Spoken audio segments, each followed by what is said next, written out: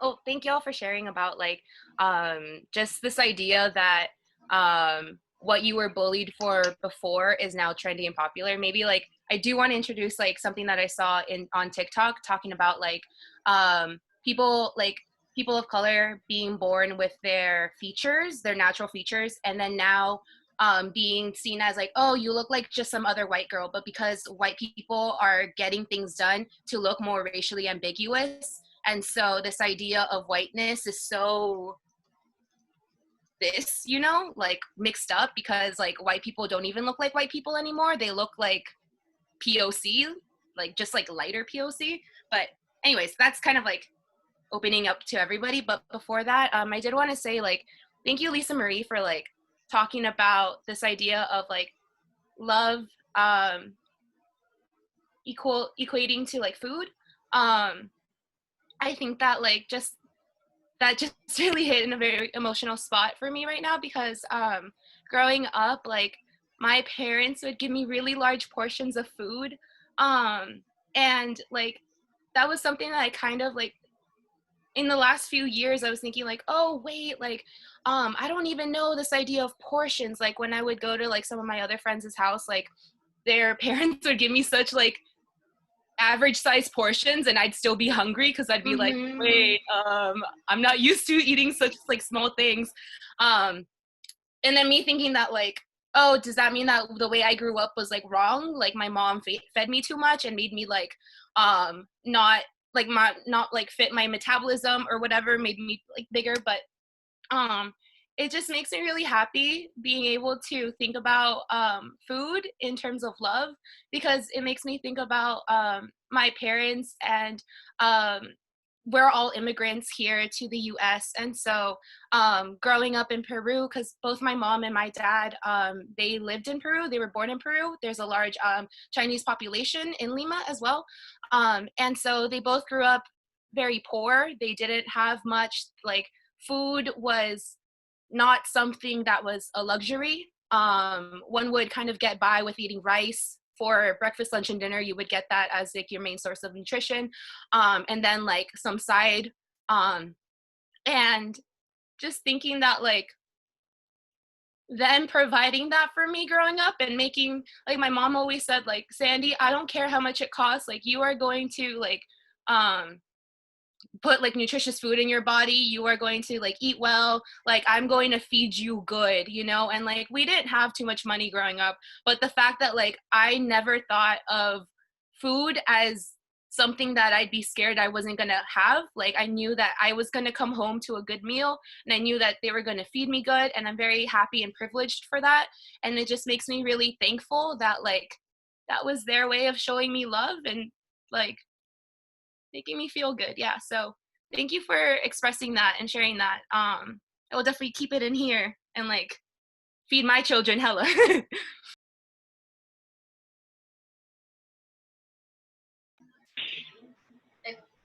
Sorry, go ahead, Leo. I mean, Enrique. Oh, sorry, I didn't want to. Honestly, I this is kind of like putting a lot in perspective for me too. Like just because for a while now, like I've been kind of really on my family about like we were talking about like I'm the oldest and I see that what I had to like what I was told growing up to like oh like something would be wrong if I didn't want to eat, or like if you didn't finish your food and they'd be like you have to do this, or if I didn't want a tortilla with my meal they'd be like why the fuck are you not gonna eat a tortilla. Like it was now that, and I kind of did understand that it was like a kind of like a love kind of thing, but now that I'm seeing it I'm like dang, like because I did for a while have like a little bit of resentment because my mom would be hard on me about my weight, but um now because I've worked through like forgiving my parents too and myself, but yeah, like this is just because I think it kind of like contributed to the fact that I had like a really toxic relationship with food after that, because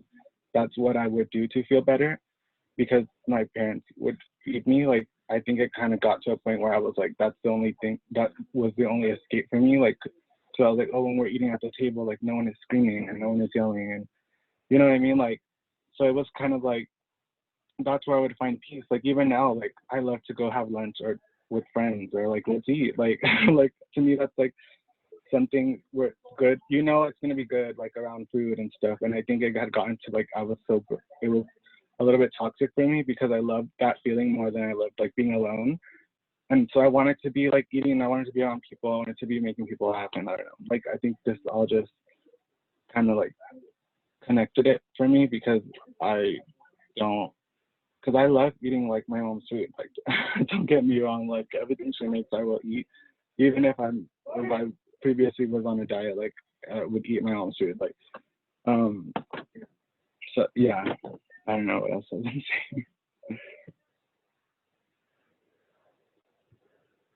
Am I the only one that like your parents would be like, you can't get off the table until you finish all your food on your plate? Like, was that, Never like, leave that table. Every last grain, like I don't know food waste. I'm All like, the time. Super bad manners if you don't finish your food. yeah. Especially in like Mhm. casas ajenas, Yeah. like in other people's houses, you better eat the whole Mhm. plate. That shit Even traumatized me. even if you like don't like it or like it's something you don't like want to eat, you're just Yes. like force feeding yourself. I would get super like self-conscious and like I would be like, oh, am I being disrespectful? Like I'm vegetarian, and if someone's mom would be like, oh, do you want like this dish? And I'm like, oh my god, like I can't eat it. And like they would look at me weird, and I'd be like, your mom hates me because I didn't eat her food, but I can't. Like I don't know, it's just like. But I'm like at that point, I'm like, do I eat this carne asada like to make this woman happy because she's so amazing? Like I don't know, like it's funny. Yeah, I agree with that too, cause like I'm vegan, and like if people go the extra mile and make me food, like how is that not love? Like they like went out of their comfort zone and just like did the research and like made you something. Like that's love. Like if that's not love, I don't know what is. Yeah, my mom I stopped eating meat like sophomore year of high school. I was vegetarian. Now I'm like trying vegan. I try to be vegan most of the time. But she used to squish up meat and put it in my pasta because she thought it was so bad that I wasn't eating. She was like, you're not feeding your body, you need to eat meat. So she used to like squish it up and mix it in my pasta sauce and think I wouldn't notice. And I'd be like, I was like, Mom, there's meat in here. She'd be like, what? No, that's spinach. I put spinach in it. Like, she was just like so anti like me being vegetarian and now vegan. But now that I feel like my dad's more supportive, and like when he goes out of his way to and sends me like vegan recipes, I'm like, wow. Like, I'm just like, thank you. Like, that's awesome. But yeah, I totally get that. My mom just makes me food. Like she's the one that knows how to make more vegan things than I do. No lie, she's like she comes up like when I used to live in San Francisco. She came up one time and she's like, we're gonna have rajas con crema vegan. So she made vegan sour cream. She made the rajas all vegan, and she just like made some arroz, some red rice, and like it was so bomb. And some shit like she bought me a comal and everything, and I was like, oh, because we didn't have a comal and I need a comal. Like I'm not gonna heat up tortillas with no ugly ass pan with some oil. Fuck that shit. Mm-mm. Now I'm like hungry. Me too. There's some beans and chorizo on the stove that I'm gonna eat after this. So Bomb.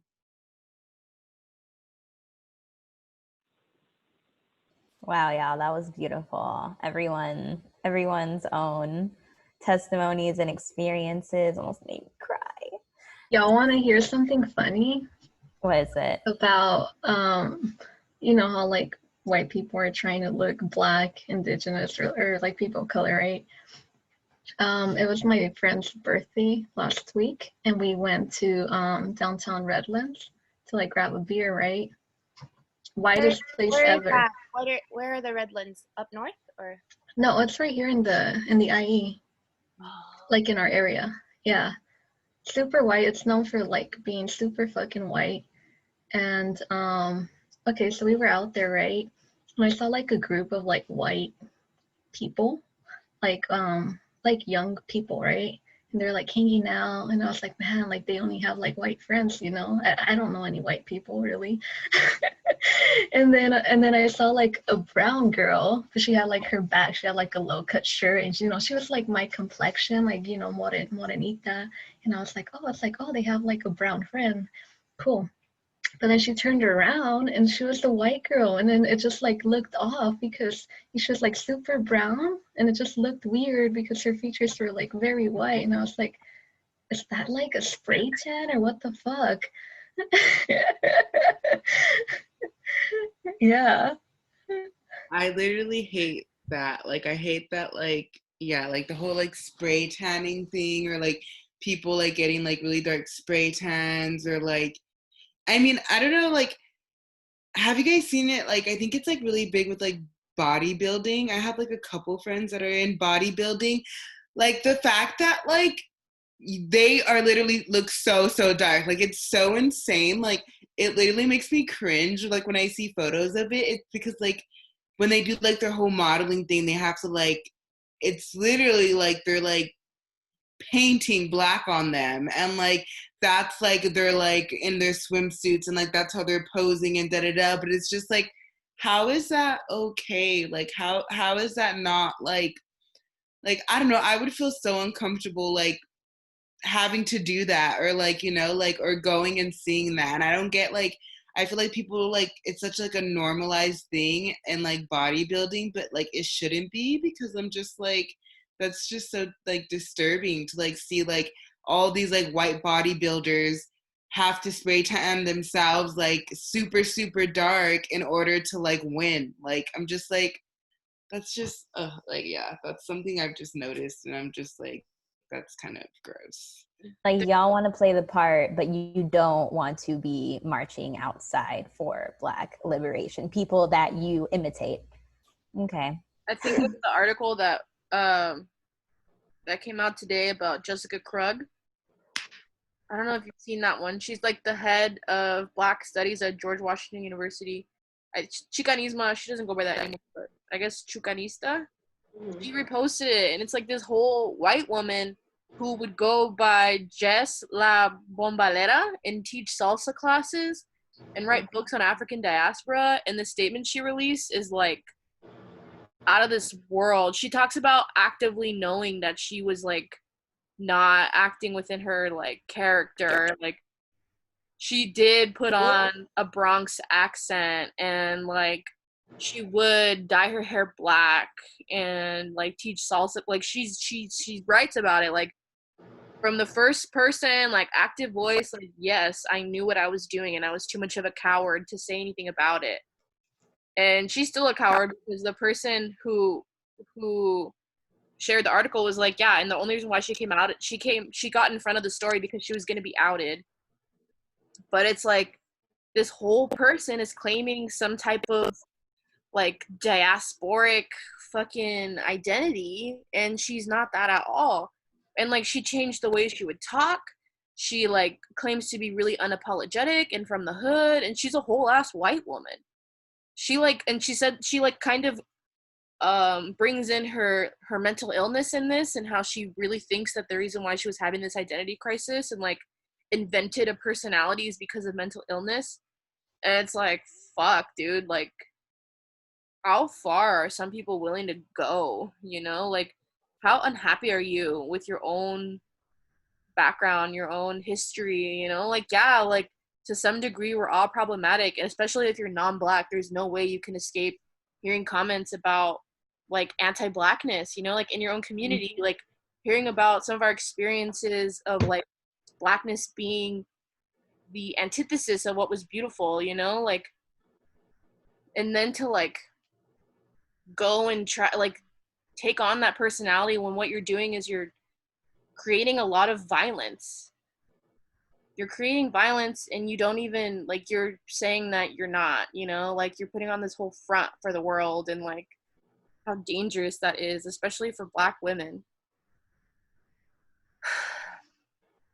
Absolutely, yeah. Like Carly said, like white people always using mental illness, where it's like it's always that. It's always like white people playing mental illness, like And I'm like, first of all, that's just like so problematic that like you're white people are the reason why like mental illness is like stigmatized, and yet they still want to like, I don't know, is they want to claim it. And then like the whole thing about, yeah, it's a scapegoat. The whole thing about like spray tanning yourself like so hard for bodybuilders, like I wonder if that connects to like, and this was just a thought that I had, I wonder if that connects to like the white perception of Black people, of like being stronger than white people or something like that. You know what I mean? Like that was like a little connection I had in my head where like that's kind of like a I common belief. actually have never thought of that, and that's like honestly a really, really good point. Like Mm-hmm. that is completely true. Yeah, like wow, like thank you for that, because like that is Can I? literally that just like ties it together. Yeah. Mm-hmm. I think too, like I think you're kind of onto something, Leo and Nichelle, about that, because I was reading a book about Black women in porn, and it had a section where it was talking about how they kind of dehumanized Black women by like it's what I'm trying to say is like this idea that white people think Black people are stronger, which it's actually kind of something that's true. And like scientists who didn't know shit and were racist way back in the day wrote these books kind of like deciding for themselves that Black people had more strength because they could put up with more torture, they could put up with more just like really shitty things in their lives because they had to survive, you know, um, at the hands of white people. But it's not a good thing necessarily that Black people are deemed as stronger, you know, like there is softness and there is like what's the word, there's like, what's that word when you're very soft? Like vulnerability. Vulnerability, thank you. Like there's vulnerability within Black people, but it's just like not perceived that way culturally because white people with their like science from way back And like, when I feel wrote it that, down. yeah, like I feel that like being part Black, I've kind of like always like grew up like, especially like I was always super active and like in a lot of sports, like so has like my entire family. And so like they would always like tell me like when I was in basketball, oh well, you're part Black, like it's, you know, like it's in your blood, like that's why like, you know, like you're good at, that's why you're good at basketball, and like that's why you're good at volleyball, and that's why you're good at all these sports, is because it's in your blood, like you're Black. And like it always like kind of like how you said, like it goes back like centuries. Like it literally started from like us, my ancestors, like going through slavery and like going through that pain, and like us just getting like, you know, like it getting passed on to like where we had to be stronger, we had to like, you know, you kind of evolve and like you kind of like pass that on to like, and I feel like you like, yeah, like you adapt, like it's just like us adapting to it. And so like definitely did not come from like a good thing. And like how you said, like how like scientists or whatever, they used to put this is like triggered warning, whatever, but I read like this slavery book that I read, that I had to read in one of my classes a while back ago.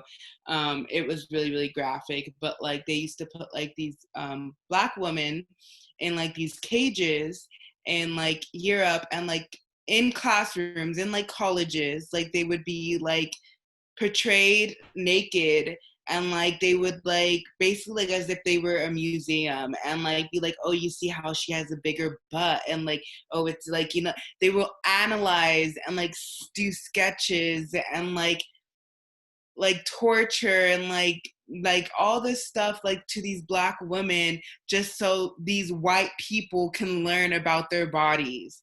And like it's literally just so disturbing and disgusting. And so like if you think about it, like, you know, like how like the like whole like thing behind of like Black people always having to be stronger, like yeah, it's because we've have dealt with it for like, you know, like so long and have been tortured for so long that it's kind of like built into like them now. And like it's just, yeah, like it's pretty like people just think that like, oh well, you're really good at sports, like, you know, like that's the big like thing behind it is like, oh, Black people are super good at sports, but it's just like, no, like it shouldn't be that way. Like I feel like they work hard to be good at sports, and like there's obviously a lot of people of color that like don't play sports and aren't good at sports, and like so I feel like it shouldn't just be like a Black thing or like, oh, like all these Black athletes. And like I feel like that's something that really really just bothers me a lot, because like that's just yeah, that I just feel like it's just really disturbing when I hear like when I would get like those comments all the time, because it's just be like, okay, and like, you know, like it's just, yeah, but yeah. It's just it's like almost unreal. Like if it weren't in front of me and like if the evidence just like wasn't there, I'd be like, there's no way humans can be that evil. But like the Europeans, the white people, they like straight up they act like people of color are some complete different species or something like that. And it's just like, how do you figure? Like, where did you come up with that? Why do you justify that? Like, it's not right. Like, our bodies are our bodies. Like, you have no right to probe us, inspect us, just for to satisfy your weird fascination with the color of our skin, with the way our bodies are. Exoticism, Yes. It's fetishization. yes. It's horrible. I was Yeah. reading. Oh, sorry. Go ahead. I remember I had a white professor. I think he taught like history, like maybe what was he teaching? U.S. history, like the beginning history, and he pretty much tried to justify the reason that white people would like, you know, enslave Black people and like kill them off. And he was like, oh, well, you have to like remember that they came from Europe and, you know, they were always in war and they were like conditioned to like killing each other and this shit. And I'm just like, dude, like, what the fuck? Yeah, I also don't like, I stay away from like white instructors. I'm fuck that. Have you guys also noticed that a lot of like coaches that are coach sports are white?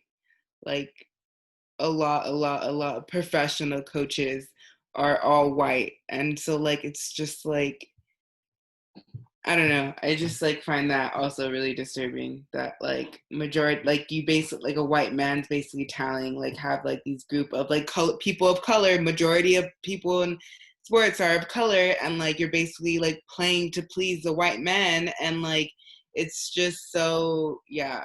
I my brother's plays baseball, and like I've grown up like watching him and like all his coaches and like everything like that, and they've always like, you know, and like they used to call him, even though his name's Marco, they used to call him Marcos, because like, and like all these like white coaches would be like, oh, his name's Marcos, and like they would like make it like say it like in like a, and he used to hate it. He used to hate it so much that he started going by his middle name Isaiah, because it was like more like less like what, like, you know, like he just like hated it being called Marcos. But like, yeah, nothing but like white coaches, and like I find that really disturbing.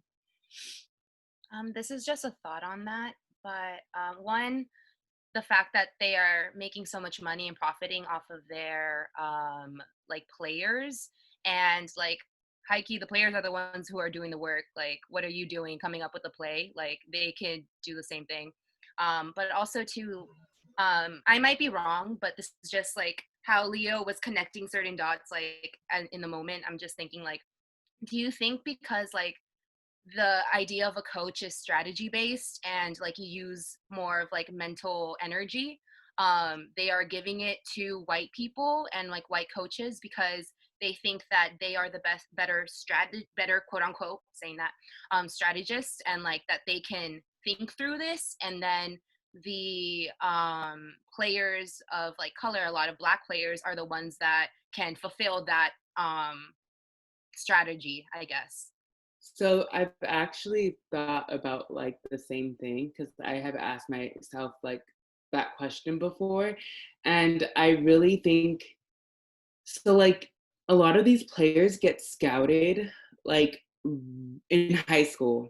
Like my brother got scouted when he was a freshman in high school. Like, you know, like they literally scout these people like when they're young, when they're not even like educated, and then they go to college and you think they really get educated. No, they literally pay tutors to take their exams, to take their tests, to take all easy classes, to do like, you know, get like professors give them leeway because they're athletes and all this stuff. So like, not saying that athletes aren't as educated as other like people, but if you look at like the requirements to be a coach, and like you would think it would be based off of like experience, like of playing that, like, you know, like being an all-star, like, you know, being like something that like in that like, I don't know, sport. But like no, like you need to have like an education, you need to show that like you can like, you know, like run plays and stuff like that, and like know the history of it and the knowledge of it and this and that. Most coaches have never actually like played professionally, like, you know, have had like, you know, like interactions and stuff with professional people, and I have to some extent like played college ball or something like that. But most college uh like football coaches, because I feel like professional coaches are more like strict, but for most college like stuff level, they probably played like 2 years of college ball and then like injured themselves or something, and like ended up just like, you know, going like, you know, coaching and everything. But like it just like, I don't know, like I feel like they give it to the white man because they think that the white mans are smarter and like can strategize more and make these like plays and everything, when no, like majority of the time it's the players calling the shots, it's the players that are the ones doing the hard work. And I feel like they don't, I don't know, like it's just kind of like weird to like watch and see, just because I've been watching it my whole life. And like I just like, I don't know, like yeah, it's definitely like kind of really, really weird. And I don't know if it's because like my brother has always played for like baseball teams that are in like white neighborhoods, like Pasadena, like, you know, like he went to Maranatha High School. So like crazy rich, I don't know if anyone knows, it's a private high school, like stupid rich high school, like literally like tuition's probably like double what I paid in college. Like it's insane. And so yeah, so like In it's just, Pasadena.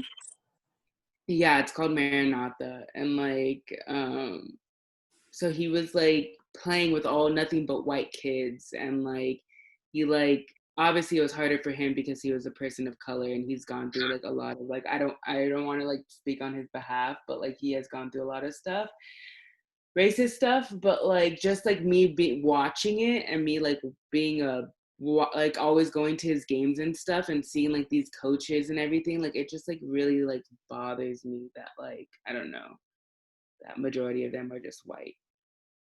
And yeah, I just never really liked that. Like it just really bothers me. I could say something too about that. I was watching this Netflix series called The Last Dance about the 1980 something final playoffs of the Bulls, the Chicago Bulls, and I don't know who they played. But anyway, they were talking about Phil Jackson and how he came in to be their coach in those final years. And there was a lot of drama in the bureaucracy of all of it. The administration, they were like phasing him out or whatever. But there was these episodes about Phil Jackson, and I don't know if you guys know, but he also later on it was good. Yeah, it was a good show to watch. He went on after the Chicago Bulls to coach the Lakers, and he won them a shit ton of championships too. So this guy's like pretty big in sports. He's a white dude, and they talk about how he came in with a really different philosophy to coach the Chicago Bulls. And this philosophy that he had was straight up from Native Americans. He grew up with them, like in his grandparents. They had like this bed and breakfast thing growing up, and he basically grew up hanging out by reservations, like over on the eastern side of the country. And he just had like so much Native American paraphernalia and like feathers and just everything Native American. Like, I guess he really, really loved the culture, you know, but it just felt so like another white guy like bringing this knowledge that this culture has had for centuries and like bringing it to the mainstream. And so he gets praised for this like innovative way of thinking that is unfamiliar to the general public, you know. If But you don't mind has sharing, like, what was the philosophy? like they don't really talk about it. They just kind of like said like he wasn't super strict. He was just very like listen to your players, play as one, like a very like holistic way of like talking to his players. Like he wasn't super like punishing when his players like did shit bad. Like he just like basically he was a good coach, and like these teachings that he learned from like growing up near Native Americans kind of like helped him to be a better person, you know, of course. But yeah, he was praised for it. And I mean, at least they mentioned that. I don't know, I just wanted to add that to the conversation of like white people being leaders but also ripping off other cultures. Like, That's yeah, you can definitely be a good coach and like, you know, like sorry, Carly, but like you can definitely be I feel like, I don't know, like how you said he was a good coach and he won a lot of like championships and all that stuff, but at the same time he got that entire like thing from like, you know, the Native Americans. And so like I feel like that's the same thing when it comes to like white coaches like coaching all these like black men or like black women, like, you know, they're literally like just like taking what these players have already been doing and just like capitalizing more on them. And like even though like these players get paid millions and millions of dollars, like it's insane, like I low-key think they get paid way, like, you know, like I feel like teachers should be getting paid that much, but that's a whole nother topic. But yeah, like they just make way more than these athletes, and like it's just crazy. I don't know, they really capitalize on it. Essential fucking workers. Yes, Carly. My problem with sports, like I don't really know much about like players or anything. It's more about like the way sports are used to promote how good a certain culture is or how great a certain culture is, referring specifically to the international, not the international, just the Olympics, right? So like in 1936, Hitler used the Olympics to promote the ideology that Nazis and fascism was great, and like everyone should be a Nazi and we should all love it. And then like looking at like the 2014, I think it was the 2014 Sochi Olympics that took place in Russia, like Putin like had a state sponsored doping program, and I think that's wild. Like he wanted to win so bad during those Winter Olympics that he like sponsored and paid for everyone to be doped. And it's in this movie, it's one of my favorite movies, it's called Icarus. And at first it starts out with like this dude who is like training to be in the one with like the biking and like the one with which one? Well, Lance Armstrong was in it, and like the Tour de France, or it's like a variation of the Tour de France, and it just like really irritated me because like at the end of the movie, and then like all the athletes were still allowed to compete in the like the Summer Olympics, like knowing that all of those freaking athletes were like doped up, like it's just a way to like enforce like international power. Like it's like a power play, and that's what irritates me about politics. I mean, not politics, sports, and politics too. It's totally about politics. Like, honestly, everything, mostly everything is political and people don't realize it. And that's like, people are just so disengaged from, or like thinking critically, you know, about things like what Leo did with the whole bodybuilding thing. It blew my mind. And what Sandy brought up with like the white coaches, like the coaches, and like Leo saying that was like modern slavery, basically. Like, wow. The connections y'all are making are really just like, people don't think about it at all. They don't want to. They don't challenge themselves, and they don't want to think against the status quo.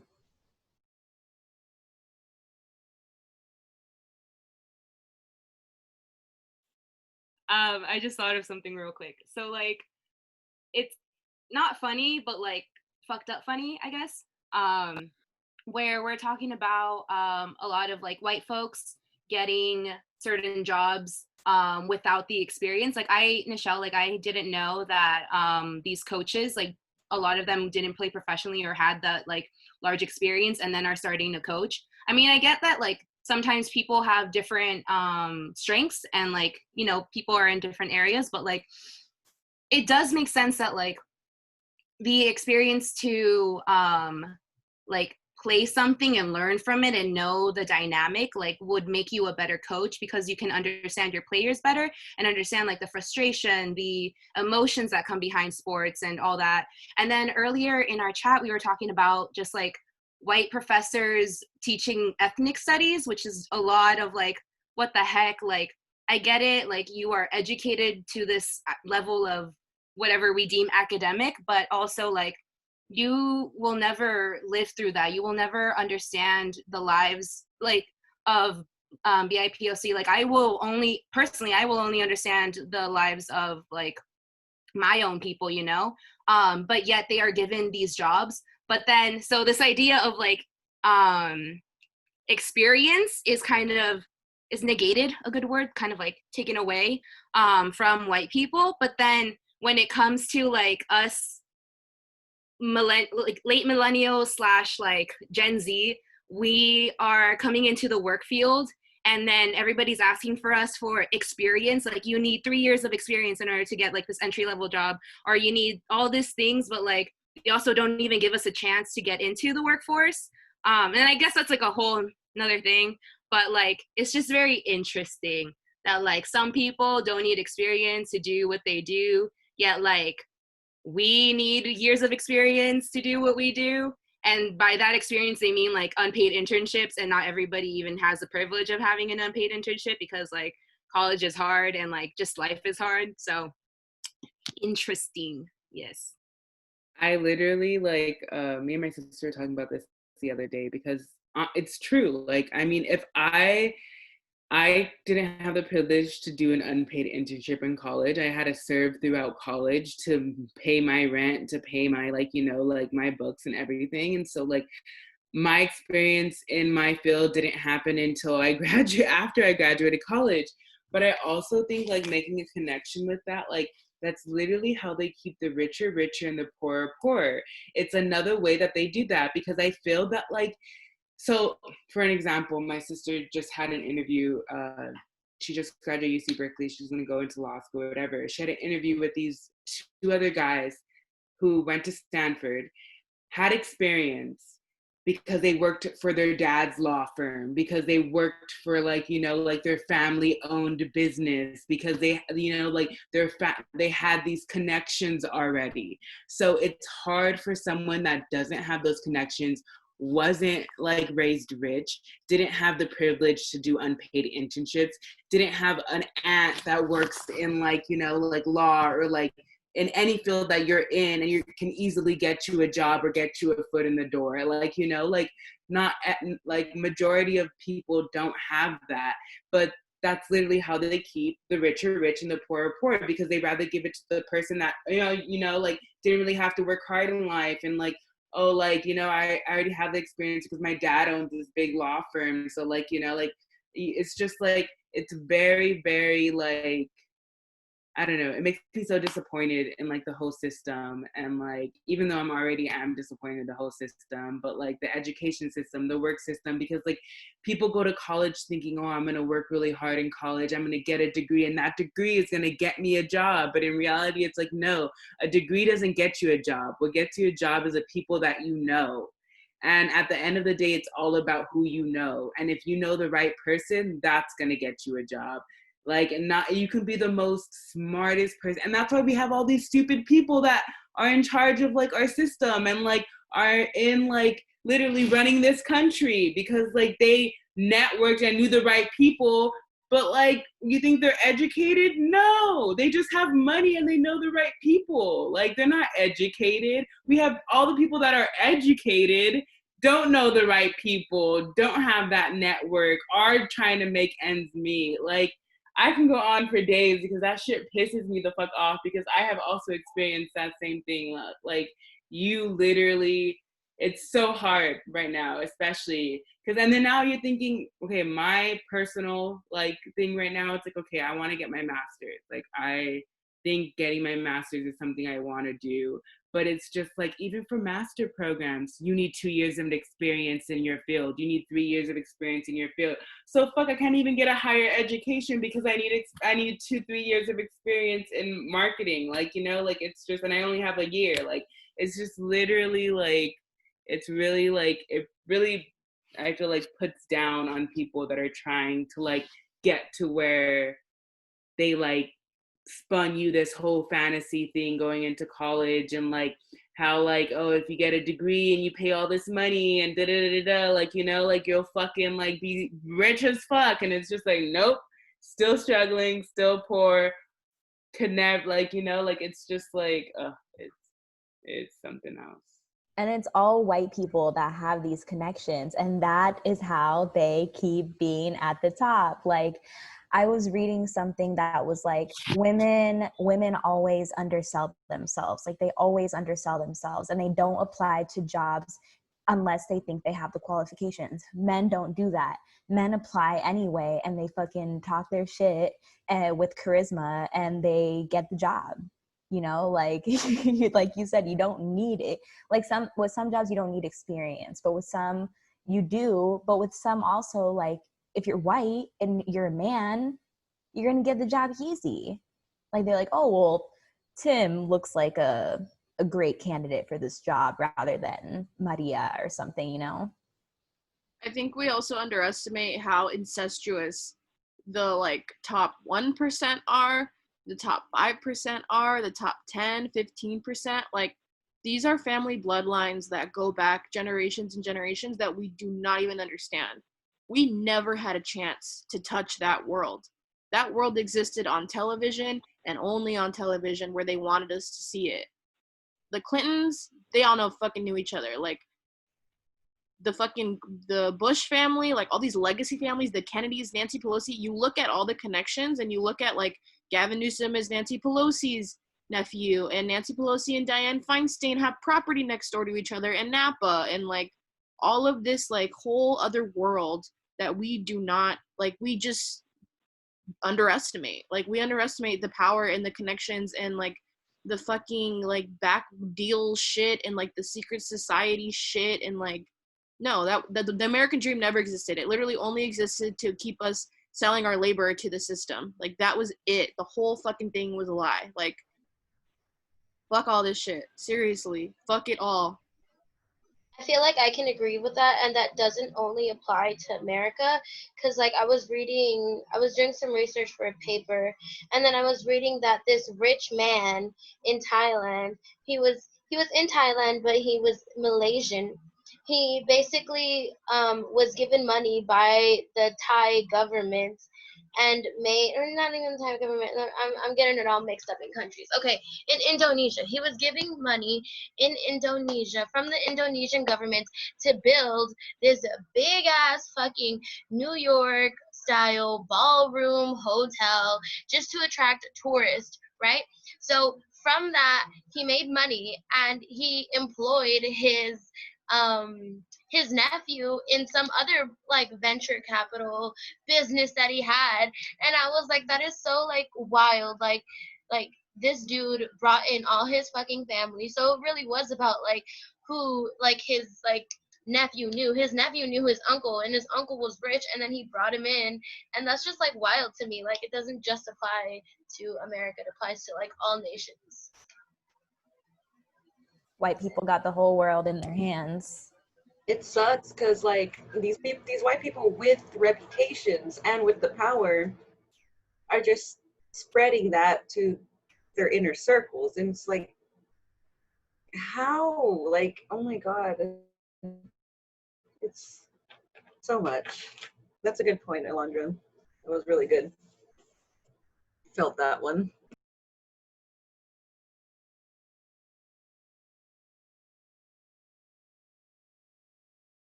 I think we just need to kill all the white people. I agree with that. We need to Exile kill them. like the top 1% and just like loot all their money. It's funny because everyone on Earth for like a millennium. yes, when the real revolution comes, hopefully. Like, it's funny because like these politicians aren't doing anything right now. Like, celebrities aren't doing anything. They're just like, you know, posting little videos or saying to donate, and it's like, do you not get it, bitch? Like, you're next. Like, we're literally coming for your ass next. So you know what? I have like 2 points to make. So I saw this video on Twitter. It's like one of Malcolm X's like speeches or whatever. How he talks about like how like these like white people pretend to be like liberals and like for colored people, but really they're just like using. It was like one of his famous analogies, like how it's like the lion and the something. I forgot it, but like he basically just says like how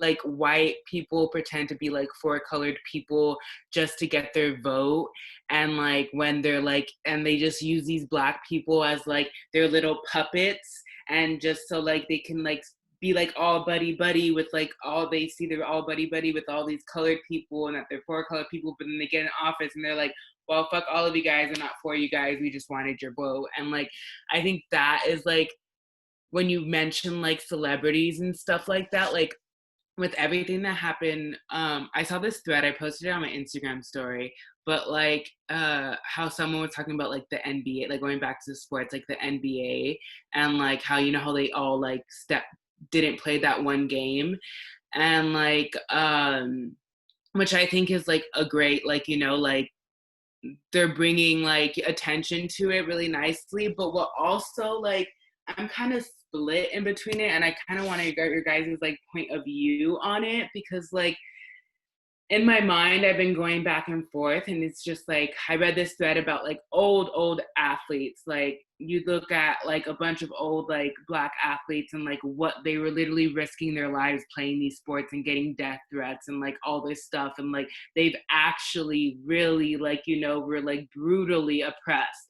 And like you look at like athletes now and like what they're doing, and like, yeah, I get it, promote BLM, blah, blah, blah. You forfeit one game though, you don't play one game, but then you're back playing the next game. Like you have the ability and the money to be like, I can literally not play at all. Even if you're on a contract, they just don't pay you. You get off the contract and they just don't pay you the contract. Like it kind of makes me mad that like, okay, yeah, you guys are bringing attention to BLM and saying you're for BLM, but if it really pissed you off, and if you really were for the people and you're ready, like how I said, like how Carly said, ready to die for this movement, you will walk off that court and not look back. You will literally not play another game until justice is served for the people that you are demanding justice for. Like you have the money and the privilege to literally go home to your mansion, sit in your freaking Porsche and fucking contemplate like your entire life and be like, if I sell this Porsche, I can donate all this money to like Black and brown like communities. Like it makes me mad that like, yes, celebrities and athletes are posting about BLM, but they're not doing enough. And like people are like, oh well, like they don't have to, and da da da, and blah. Like I've seen it all. I've seen Like, arguments I don't about have to either. exactly. I don't have money to be doing this shit. I can't risk getting arrested. I'll probably never get bailed out. Like, you know, like literally, like I am like people are risking it all that can't afford to risk it all, but you guys can afford to risk it all and are choosing not to. And like that's my like little dilemma with the whole like MLB and freaking basketball and all these professional sports and professional people. It's just like, okay, cool. You sat out one game and you went and watched TV on your flat screen and were comfortable and privileged, but like, and like the thread that like I posted on my story, she kind of like didn't say, cause like she was like replying to a comment saying how like people said like they're just saying like, oh, you should just shut up and dribble, like that's what like they're implying. It's like just shut up and do your job. And like I'm just like, okay, like I get how like that's offensive and like they're still trying to like, you know, be like aware of what's going on. But like the examples she were bringing up were like all these old like, you know, like professional players that actually were oppressed, that actually were like really brutally and weren't even getting paid at like what baseball players got back then. Like they weren't getting paid what they're getting paid now. So it's just like, it literally just like frustrates me because it's just like, yeah, you guys are bringing awareness, but we can bring awareness. You need to bring the money. Like that's literally point blank period. Like we can do the awareness for you. We, the people, can literally be on the streets for you. If you don't want to go on the streets, we can do that for you, but we need you to provide the money. Like that's all I'm really asking for all these people that are pro BLM that have money. Like that's it. And don't freaking donate to charities. Don't freaking say you're donating to like all these charities to like bail out these people and this and that. No, do you think that like that literally like no, like that's like you get a tax write-off for that. Like cut the bullshit. Like cut the fucking bullshit. Like that shit pisses me off. Yeah, I was talking about this actually with my, because you know what, this is another conversation, and I put it in the discussion ideas too, discussion topics. Like when these GoFundMe's go around, when these like other things go around, like it's always poor people that are promoting it. And it's always poor people that are putting the donations there when it should be celebrities. They can meet that quota. They're choosing not to. And they're choosing to not look at these GoFundMe's. Like they could do it. They could ask someone, oh, hey, what's this? What do you guys need help with? Blah, blah, blah, blah. They're not doing it. And another thing about the celebrities, like I was thinking the other day, because I was like, they're telling us to vote, okay, like voter suppression, what are you doing about that? And also like, you know, they're just telling us to donate. And it's like, why don't you fucking donate your money? And also, I was just thinking like, I think celebrities are staying quiet right now, or like not being as active. I'm not saying it's an excuse at all, but I think the reason why might be like, they think it's going to end. They're like, oh, this is just another movement. Oh, this is just like the civil rights movement. This is just like the Rodney King riots. Like it's going to calm down. Like it's going to go away. So I'm going to sit here in my own privilege, not do anything about it. And it'll just wash away and I don't have to do anything. And that's what I think. That's why I think what they think, and why those players, like you said, could have done more. They could have exited the season. And I know some of them did in the NFL, but I haven't heard NBA. But I think that's why they're just like, oh, it's just another. But the people who are about it, like left and are refusing to play the season. That's what I have to say about that. But I don't know what you guys think. Question, Carly. So when you're saying about these celebrities who are not paying it forward for individual GoFundMe's because they won't get a tax write-off by donating to individual people, and then if they donate to like actual like to like charities that are part of like that are seen by like the government and everything, they get tax breaks from it. I didn't mention that, but I know they do get tax write-offs, like Nichelle was saying, if they do donate to some charities. Yeah. But I mean, you know, like, yeah, an individual isn't seen as a charity, so they're like, well, you know, that's just a poor person. a lot of rich people donate to like charities because they get tax write-offs on it, and like yeah, it's been a thing for like a long time. That's why you see all these like rich people, like even like Bill Gates and like all of them, like, oh, like gonna pay your entire tuition. And like I remember in high school, like growing up, everyone applied for that scholarship because everyone was just like, oh my god, like full ride. And like my ex's when my ex sister got it, and like she literally got a full ride to like Harvard and Duke, and like didn't have to pay anything out of pocket, which is amazing. But you know how much he got in back in return? Like, you think he lost a freaking penny off of that shit? No. Like, they literally do these stuff just so they can get like write-offs. You think companies want to go green? You think they want to like put all sustainability and all this stuff? It's another tax write-off. They're literally banking off of all this stuff, which is like, I guess it's okay because it's like helping the, you know, whatever, go green, sustainable, you know, helping the earth live longer. But at the same time, it's just like, I don't think you should get a tax write-off for it. I think you should just freaking do it, and like it be a law, and like you not get money from it. Like, just like, yeah. But like, yeah, a lot of them do get a lot of tax write-offs for a lot of stuff. It's crazy.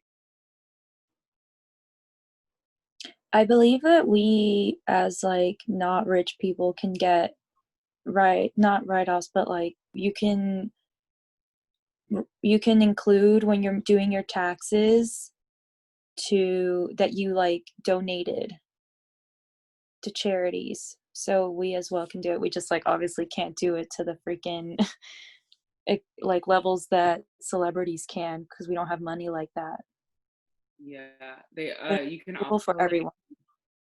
Yeah, if you work for a nonprofit too, you get like if anyone that works for a nonprofit, you can put that in your taxes and you get like something in return. Obviously, it's not a lot, but like, No, yeah. it's not a lot. But just in case you guys didn't know, definitely if you ever like donate to like Goodwill or anything, ask for a receipt so that you can get a write-off.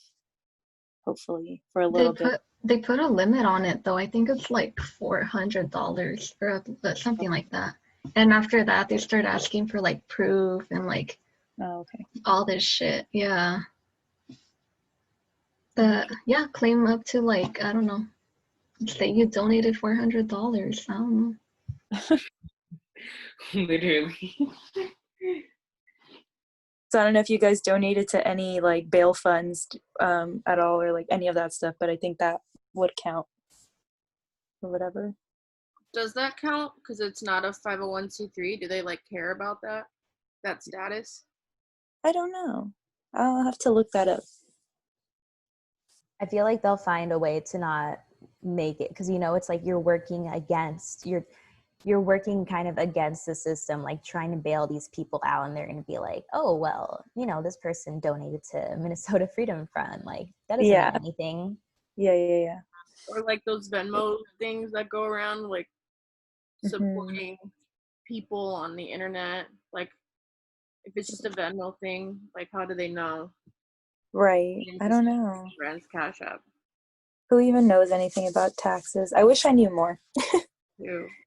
I can ask my sister. She knows a lot. Oh, good. Because I get so confused every tax season. I can get back to you guys on that. Please do. Huh? Please do. We're trying to get... Oh, we did? Yeah. Well, like online, it was kind of hard, but I ended up with 2 envelopes. I mailed them, and I was like, I haven't heard back yet. But it's kind of hard. Yeah, I just paid someone to do mine. And it's so stupid, because it's like, you could be teaching us this in school, but instead you want us to forget about this. You want us to go to jail. You want us to have to deal with these repercussions of something that you didn't teach us. Like, okay. Yeah. Mm-hmm. Yeah, I think that should be like a high school class. Like, learn how to do freaking